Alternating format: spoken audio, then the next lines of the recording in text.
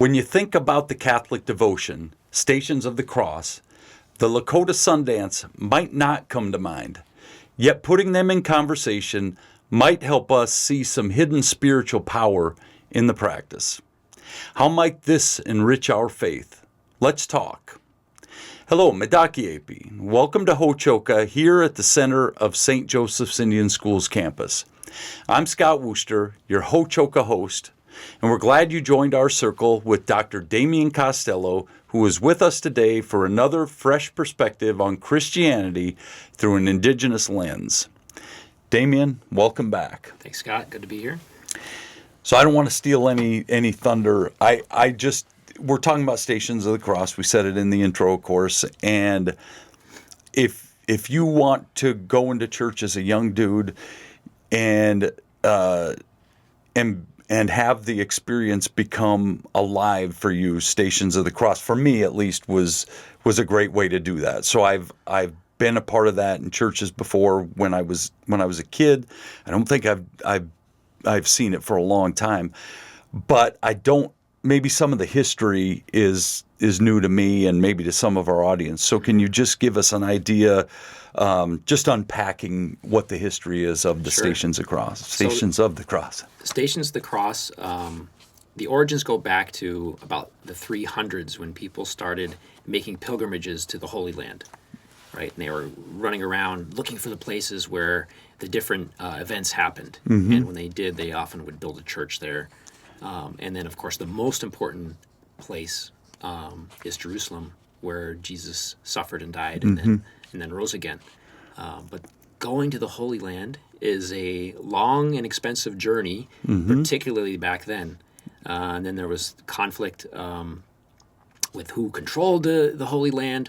It was not easy to get there. Mm-hmm. And so they started to have the idea, well, we can bring the Holy Land back to the average person, right? And so the Stations of the Cross was a way of bringing the sacred land that Jesus walked on to the common person in churches. Mm-hmm. Me and you. Yeah. So that. And me. Yeah, that's where it came from. So the way this looks, Scott, you have a good idea. The Stations of the Cross are on the walls of every Catholic church. There are 14 stations, and they might be statues or they might be paintings. And they portray the most important parts of Jesus' death and resurrection. And so you have Jesus before Pilate. He falls 3 different times during the Stations of the Cross. He meets his mother. Simon helps him carry the cross. Veronica wipes his face. He's nailed to the cross. He's raised up. Mm-hmm. And now a lot of times there's a 15th station for the resurrection. Okay. And in my Catholic church growing up, St. Peter and Paul in Pierce, South Dakota, we had stained glass. We had statues, I think, that were part of the wall, actually built into the wall. And then, of course, we had a reenactment at the time. I think there were live actors that were doing that. In fact, I think we did this once out here in the church here. I believe I played Barabbas and was let go. And so, anyway, it brings it to life in a way that you don't always get, especially with living people acting it out. It's just such an amazing thing. We've talked before. You mentioned the resurrection being the 15th station, and we've talked about the Sundance, its connection to the death and resurrection of Christ. And I'm guessing that there's a similarity, as we ferret those things out. But what's your take on that? Well, I think the first similarity, and you would understand this, is when people hear about the Sundance or when they first attend a Sundance, the blood and suffering can be challenging for people, right? Why would people choose to offer their flesh and fast and dance all day in the hot sun? Yeah. And I think similarly, people would see the Stations of the Cross and why all the focus on the brutality, the suffering? But we've talked about this before. You and I know that in the midst of that suffering, the Sundance and, of course, the death and resurrection of Christ is all about life. Maybe you could talk a little bit about this, the sort of life-giving power that you've witnessed at a Sundance. Right. Or with the Stations of the Cross too. Either one, or watching, a movie even on Jesus's life and when he goes through that. It's so powerful, so incredibly powerful. But that's you. Obviously, you and I are drawn to both of those things, and we do find life in the midst of that suffering and ultimately death, right?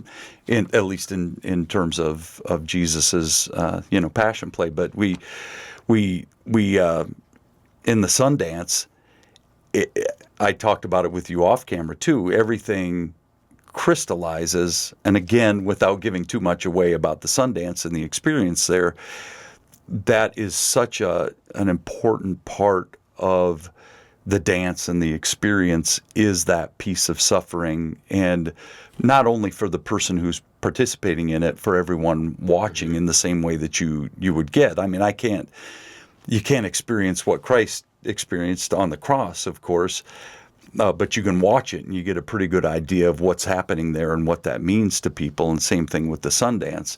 You might be watching it and you might, be able to imagine what the Sundancer's going through when they're brought to the tree.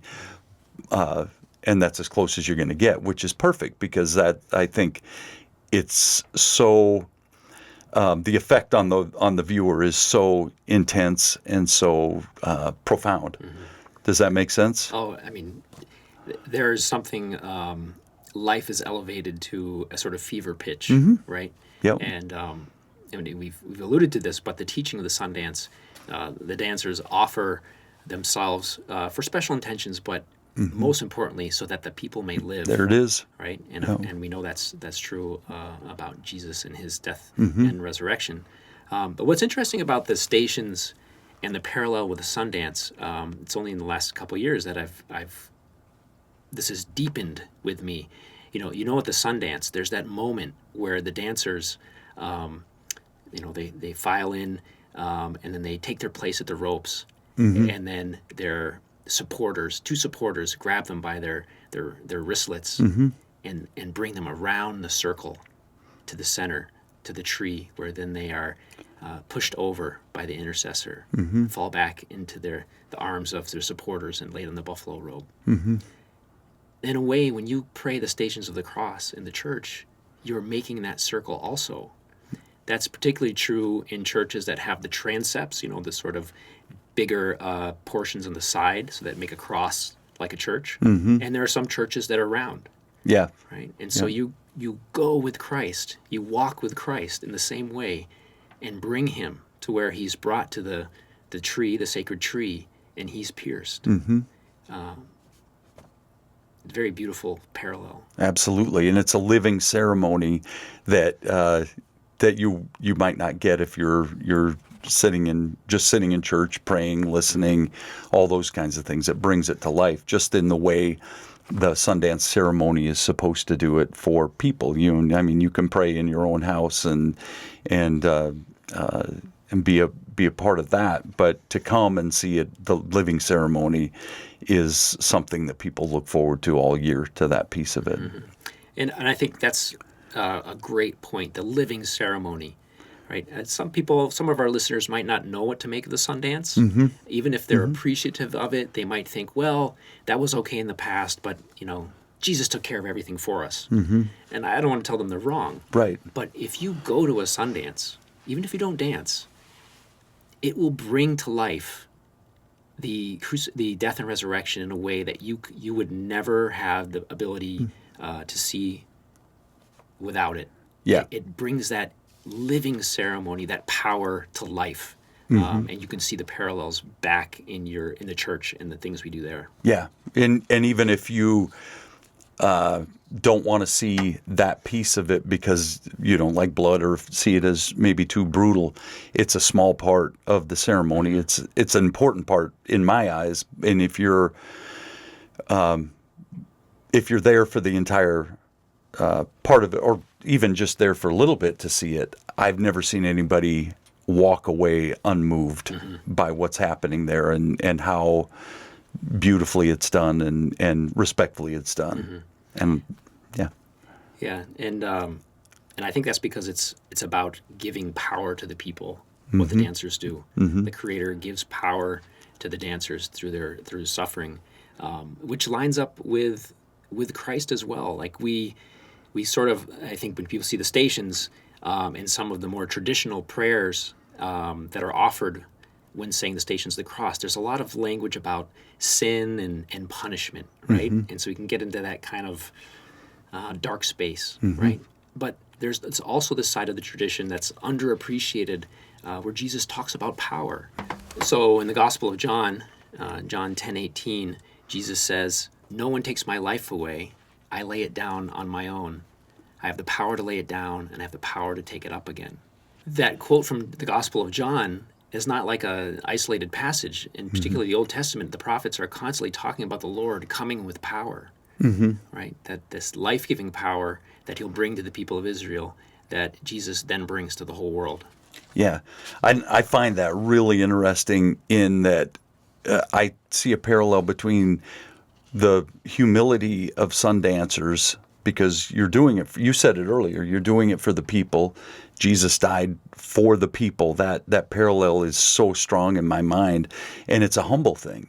I'm taking myself out of the picture, so I hear Jesus saying, I have the power to give my life and power to take it back. I find that interesting, but I'm want to see the humility in that too. Does that resonate with you at all? So humility and power, it might seem at first glance like maybe they're contradictory or they don't go together. But I don't know. I think in my experience, the people who have the most authentic power, particularly spiritual power, are the most humble because they don't need to show off. Yeah.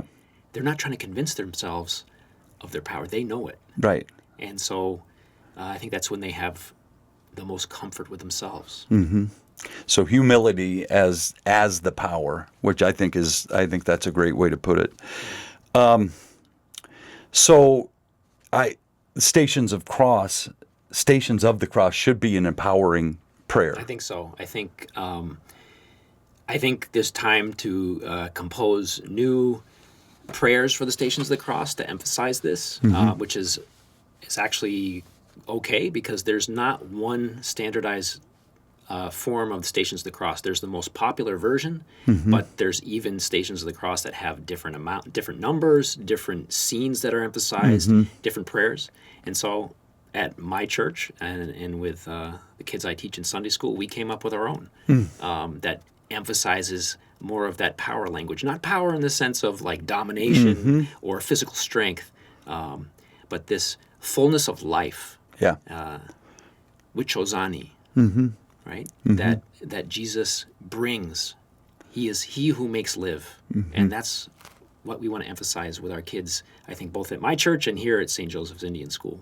Yeah, and you find a way to connect with them in a good way and make it work for them, make it speak to them. At St. Joe's, we have the big chapel that we're in the back of, but we also have the Blessed Sacrament Chapel, which you've probably been in or at least walked by, which is our small chapel. In there, the Lakota Way of the Cross was actually rendered by a guy named Daniel Long Soldier, who's Oglala Lakota, and actually went to school here, graduated from here in 1988, and it's done in water, pen, and ink on map board. But the Christ figure is rendered as Native American, and there's the 15th station that you talked about earlier, which is the resurrection. What do you say about that? I think that's probably where I first sort of made this connection. I can remember coming here, maybe it was the first season for Hochoka, right? And going to Mass there in that chapel. I believe that the stations are also on the back of the church, so it's more circular. Yep. Right? And so where I made that connection, this is Sundance.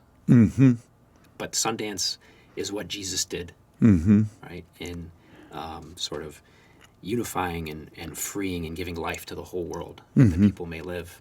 And so I'd recommend to our listeners, you should come to St. Joseph's Indian School, visit the chapel, and pray the Stations of the Cross there. Absolutely. In either the big chapel or the small chapel for that matter. Yes, absolutely. We'd love to have visitors come to the chapel for sure. So our viewers, you're always welcome to come to the chapel and see this for yourself, because it is stunning. Thank you again. The parallels, both of those stories are just, they light me up to talk about them, and I know you feel the same way. So thank you for sharing that with us. Thank you, Scott. Another good conversation. Absolutely.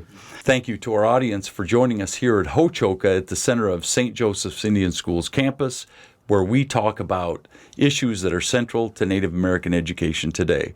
Follow us wherever it is that you find your podcasts. Until next time, stay centered.